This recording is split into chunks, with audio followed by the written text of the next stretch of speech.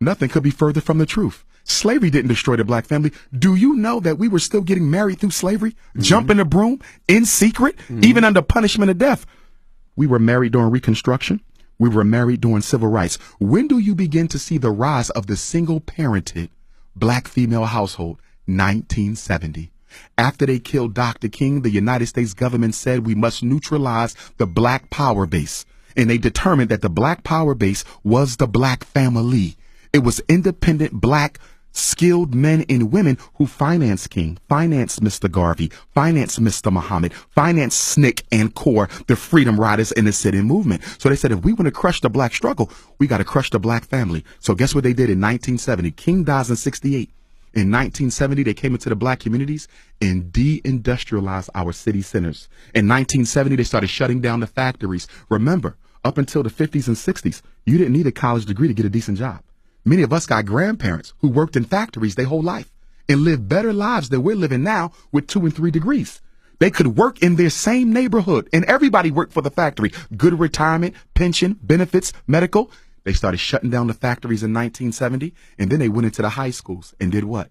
Started deindustrializing the inner city high schools. Up until 1970, you could graduate from almost any school in New York certified as a plumber, certified as an electrician, certified as a carpenter, auto body, brick mason, a welder. They took all those programs out. These are the skills that pays the bills, gentlemen. As long as you have a skill, you can always feed your family. But if all you got is college degrees, you might end up in the unemployment line. Why? Because the skills that we learn in college are not necessarily marketable to other black people. I'm a psychologist.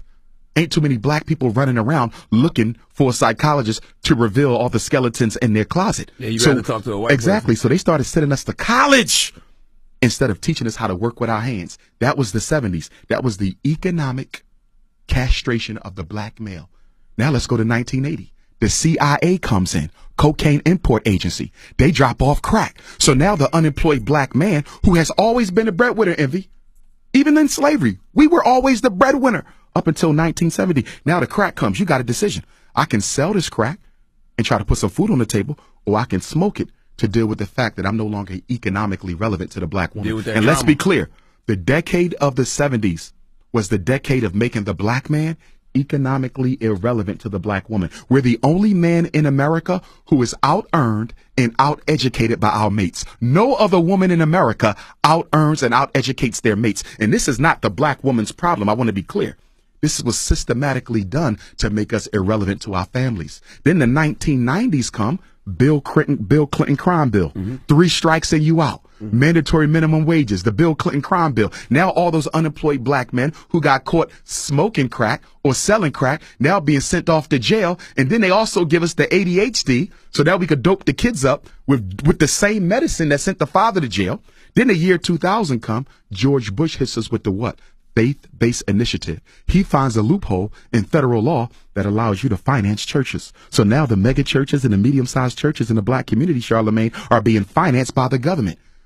You think it's a coincidence, Envy, that you don't see no major churches involved in the miseducation movement? No major churches involved in the mass incarceration movement? No major churches involved in police genocide? Yeah. No major churches involved in poverty? Where is the black church in 2017 when it comes to black people issues? They're missing in action because they're being paid by the government to stay out of the struggle. And that's why it's called faith-based initiative. Your pastor is the new FBI agent. Wow.